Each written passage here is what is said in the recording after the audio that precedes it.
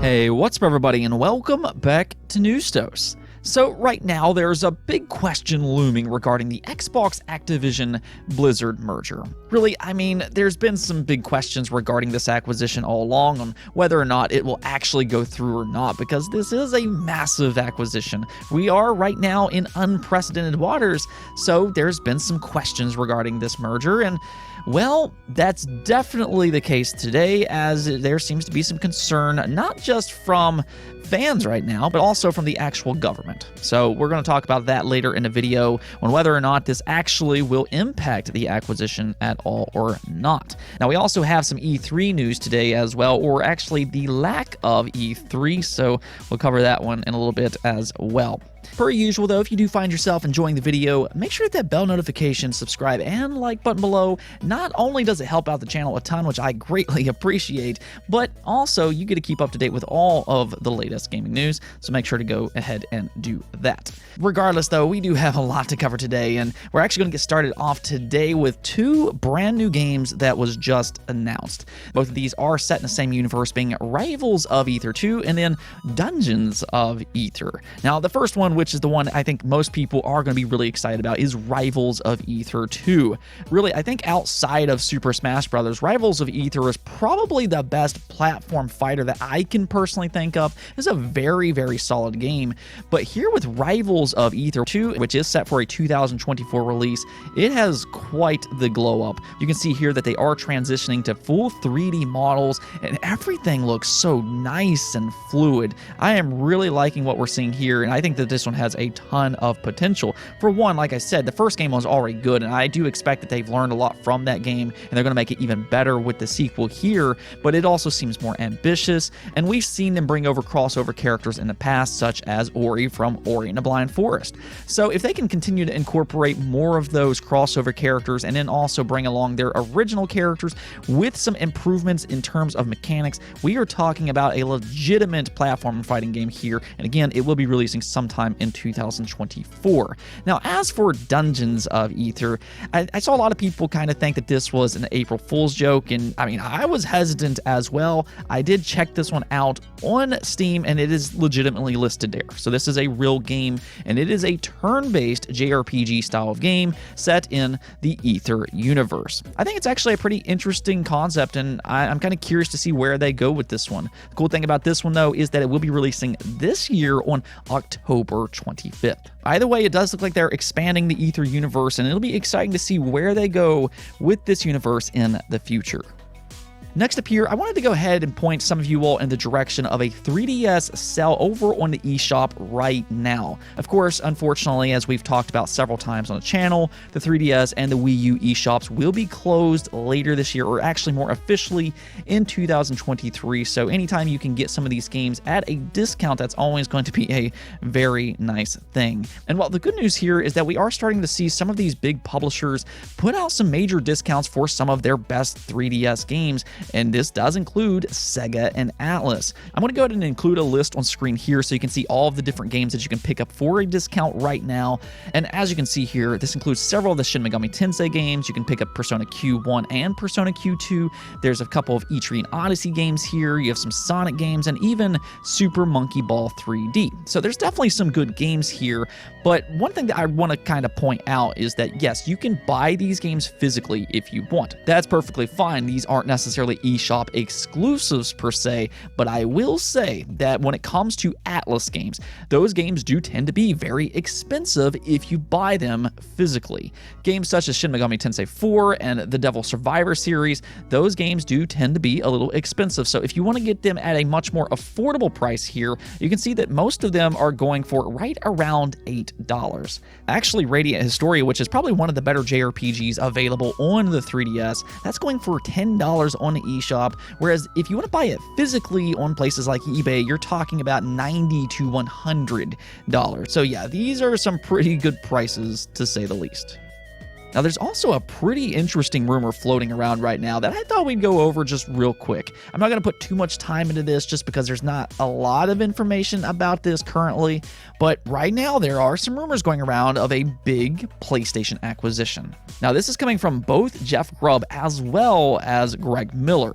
Earlier this week, Greg Miller did announce that he was going to delay his Kinda Funny Games daily podcast because he had been hearing rumors of some major PlayStation news that could potentially happen this week. Unfortunately, that wasn't the case, but now he's since addressed what he was talking about with some of the things that he has been hearing. The first of which, unsurprisingly, was the PlayStation Plus news. He had also been hearing about a potential PlayStation VR 2 showcase. That didn't pan out. He says that that was smoke and mirrors.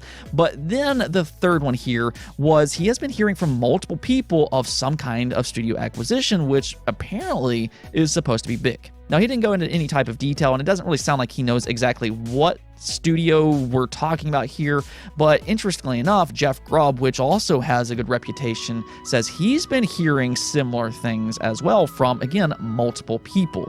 But, and this is very important at the same time, he said that he was not going to write a story on this and put his name behind it because it doesn't seem like that there's enough to really go off of here. It could be real, and it might not be. That's kind of where we are right now with this rumor. I do absolutely expect Sony to acquire another studio eventually, though. Whether or not it's going to be as big as what some of these rumors are proposing, that remains to be seen. I'll kind of actually get back to that here in a moment. But one thing that I will say is that it does seem like when it comes to acquisitions, not a lot of these have leaked out in the past. There has been a few, such as Obsidian Entertainment. There was also Blue Point. Somehow Sony accidentally posted the wrong picture during a different acquisition. That was actually quite amusing.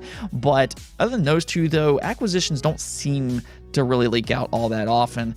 And I mean, even something like Activision Blizzard, as massive as that was, that didn't leak out. So yeah, I would just kind of take this as a rumor for the time being, but I will say that if Sony acquires anybody, and if it is big, the one I would personally hope for is Konami. Because I mean, let's be real here, Konami's not really doing much of anything, and I trust Sony a lot more with IPs such as Castlevania and Metal Gear Solid. So if they're gonna acquire anything big, that's the one I would like to see. At the same time, though, I always see a lot of speculation among fans that somebody's going to acquire From Software. This rumor seems to pop up every single year, and I almost feel like people kind of forget about this, but From Software is not an independent studio. They are owned by a pretty major Japanese company, being Kadokawa. So unless somebody actually convinces Kadokawa to sell, which is probably pretty doubtful right now, especially with all the success from Elden Ring, it's unlikely to happen. Now, I mean, technically, maybe somebody had gotten to talks with them before Elden Ring release, but unless that happened, yeah, this seems pretty doubtful. Well, I guess this topic wasn't as quick as what I originally thought it was going to be after all. I do apologize about that. But yes, it does look like there's some pretty interesting rumors swirling around right now regarding PlayStation. Speaking of acquisitions, though, we do need to talk about that Microsoft Activision Blizzard merger once again. Obviously, there's been a lot of questions regarding this acquisition and whether or not it will actually make it through regulations. And truthfully, I don't think that anybody can 100% tell you one way or the other. I will say that I lean on the side that believes that, yes, it will make it through, but I can't 100% guarantee it. We'll just have to kind of wait and see, but what we do currently know is that Microsoft has put out a public letter specifically speaking to regulators, trying to reassure them that this acquisition poses no type of problems and you should just go and pass us through. So even they are showing that, yes, they realize that they are going to face a lot of scrutiny with this acquisition. And to be very clear here, that very much is to be expected. I mean, we're talking about not only the biggest acquisition in game history, but we're also talking about the biggest acquisition in Microsoft's history, one of the biggest corporations in the world. So this is a lot of money, and because of that, yes, they are going to face a lot of scrutiny. So again, none of this is necessarily overly surprising, but one interesting thing did happen here recently, and that is that the government is now getting involved as well. This is probably not exactly what you want to see if you're Microsoft. You don't want to see the government get involved here, but they very much are, though. Does this actually pose a threat or not? We'll kind of get to that here in just a second, but first, let's take a look at what was actually said. So this is coming from 4 United States senators, and this is directed towards the FTC. You can take a look here where they say, "Dear Chairwoman Khan, we are writing today regarding Microsoft's proposed $68.7 billion acquisition of Activision Blizzard, a merger that threatens worker-led demands for accountability and could create a dangerous precedent in the industry. Workers at Activision Blizzard, following years of rampant sexual misconduct and discrimination and unfair labor practices, have led calls for greater transparency and accountability in the gaming industry, and we are deeply concerned that this acquisition could further disenfranchise these workers and prevent their voices from being heard. As this proposed deal moves forward in the review process, the Federal Trade Commission, FTC, should assess whether the ways in which these companies have failed to protect the rights and dignity of their workers are driven by monopsony, power, or amount of anti-competitive harms in our labor market, and if so, if the merger will exacerbate these problems." Now, this letter continues to go on, and they talk about different concerns they have, including Bobby Kotick, but what this letter seems to be about is work conditions. And that right there is interesting because what the FTC actually is investigating is monopoly issues. They don't typically focus on work-related problems. And for that matter, these U.S. senators seems to be very out of touch on what's actually happening here. Because on one side, you have Microsoft, which is continuously voted as one of the best places to work. And then you have Activision Blizzard, which, as we all know, they are an absolute mess there. By being acquired by Microsoft, that would probably be Activision Blizzard's best chance at getting better work conditions. Just going to kind of throw that out there. And for that matter, Bobby Kotick, if this acquisition doesn't go through for whatever reason, he's probably going to stay there with Activision Blizzard. He's not going to resign. So yeah, they definitely seem to be out of touch regarding all of that. But again, and this was pointed out by Hoeg Law, he does a fantastic job talking about legal issues. I am going to leave a link in the description below so you can watch his video about this topic. He's going to go into much more depth than what I ever could, and he knows much more than what I ever will about a topic like this. But as he pointed out, it seems like a part of this letter is actually an advertisement for a law that does not exist. In other words, there seems to be an underlying political part to this letter where they want this law passed, but currently as it stands, the FTC does not investigate this type of stuff.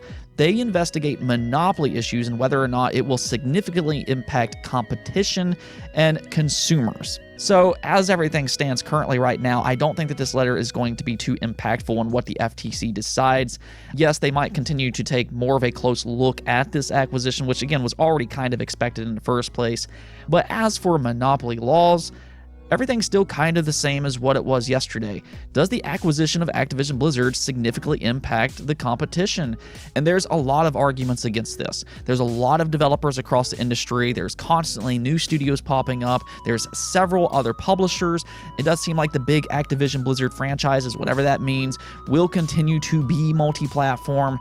So when you start to add all those up, it doesn't seem like a monopoly, especially because big franchises like Call of Duty will remain multi-platform. This isn't going to have a major effect on something like PlayStation and PlayStation fans. When I look at this, the major impact really comes down to subscription services, and unless they want to specifically primarily focus on that, then I don't think that this is going to pose any type of monopoly type of issues. And even with subscription services, there's still arguments against that as well. So we'll see how all this plays out. They're definitely facing a lot of scrutiny with this buyout here, and there's never a 100% guarantee, but I continue to lean on the side of, yes, this is probably not going to be a problem going forward. Let me know what you think about all this, though. At the end of the day, do you believe the Activision Blizzard acquisition will go through and will officially be owned by Microsoft eventually? Let me know in the comments below. On to our final topic of the week, though. I do unfortunately have some bad news for fans that were hoping for an E3 this year, because it is now being reported that E3 for 2022 has been indeed canceled. I don't know if this is necessarily a major surprise per se. There's already been a lot of questions regarding E3 here in the last couple of years, but at the same time, this is a bit sad. it almost feels like an end of an era because year after year, E3 was kind of that gamer's holiday. This is that one week where all of the major publishers come together and they put on a spectacle of an event where huge announcement after huge announcement is revealed.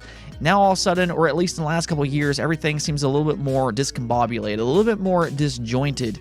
So there was, for a lot of people out there, that hope that E3 could return to what it used to be. But at least when it comes to 2022, that does not appear to be the case. Both the physical and the digital version has now indeed been canceled. Now, maybe E3 makes an attempt to come back in 2023, but they have to somehow get publishers to actually be on board with this. And that really is the big question. Do these publishers actually need E3? I think for E3, basically the ESA, they want this to be in a physical event. And that's great and everything. You get those live reactions. They're absolutely fantastic. We are seeing other events such as Gamescom, the Tokyo Game Show. Those are going back to being a physical event. But particularly when it comes to E3, these are expensive events for publishers. And I think that they're starting to figure out that they can just kind of do their own digital events and, well, it's much cheaper that way for them. And they still get a very, very large viewership. So, do they necessarily need E3? That's kind of the question, and I think that that's going to be the question that is asked next year as well. We'll kind of see what happens. I think as a fan myself, I would like to see E3 return because it is so much fun to watch. But, I mean, I understand at the same time why publishers wouldn't want to do it. And even whenever all of these publishers, they're doing their own events on different dates, they actually get more exposure that way because they're not sharing all the headlines with all of the other publishers. So there's definitely some pros of doing their own thing. And actually about that, even though E3 will not be a thing in 2022, it is important to keep in mind that there still absolutely will be events throughout the summer. We are already hearing some rumors about Microsoft doing something this summer. I do expect Nintendo to do something as well. And of course, we have Jeff Keighley with the Summer Game Fest. He actually seemed very pleased with this news over on Twitter. I don't know if everybody exactly liked that comment, but he has confirmed that Summer Game Fest will happen in 2022. So even though there's no E3 necessarily, there still will be some big events throughout the summer. Let's go and take a look at the poll of the day, though, and I wanted to see just how many of you all are still struggling to find a PlayStation 5 or an Xbox Series X. I mean, we just talked about this yesterday, but over in Japan, Sony's getting a little creative on how they're trying to deal with scalpers over there. Still not entirely sure how well that's actually going to work, but nonetheless, I mean, it definitely seems like this is still a problem. So I wanted to see exactly how many of you all are having this issue, and as you can see here, 25% of you all said that yes, you still are looking for a PlayStation 5 or an Xbox Series X, whereas 66% of you said that no, you got the console or consoles that you wanted. So 25%, that is still an alarmingly high amount of people that cannot find the console that they want. And more than likely, based off of what I have seen, that is probably the PlayStation 5. It does seem like the Xbox Series X is a little bit more readily available. In fact, you can actually pick it up on Amazon and Walmart, I believe, right now. So if you are looking for an Xbox Series X by chance, definitely go check those two websites out. But with the PlayStation 5 specifically, this console still is having some major issues. Obviously, this is linked to two different things. It's high in demand, and there's also those chip shortages, which means it's low in stock. So yes, it is frustrating, and it's obviously frustrating dealing with scalpers as well. But yeah, 25%, that is still an alarmingly high rate. I really hate to hear that. I hope that that goes down much more throughout the year. I'll maybe put this poll up at the end of the year, seeing if that number has gone down any. But I do wish you all the best of luck on finding the console or the consoles that you are looking for. Now, I will say that there are some Twitter accounts out there that will give you notifications on consoles that are coming back in stock. If you really are committed to getting something like the PlayStation 5, that is a good way of finding consoles that are in stock. It is a little annoying having notifications on for some of these profiles, but there are some people out there such as Jake Randall, you also have Wario, and there's plenty of other ones as well that will notify you when these consoles are in stock. I will leave a link to some of those profiles below, but other than that, I really do wish you all the best of luck. Anyways, though, that's it for this episode, but if you liked the video, don't forget to bell notification and subscribe button for more content just like this. Also, if you'd like to support the channel through Patreon, thank you for making this content possible. Peace out.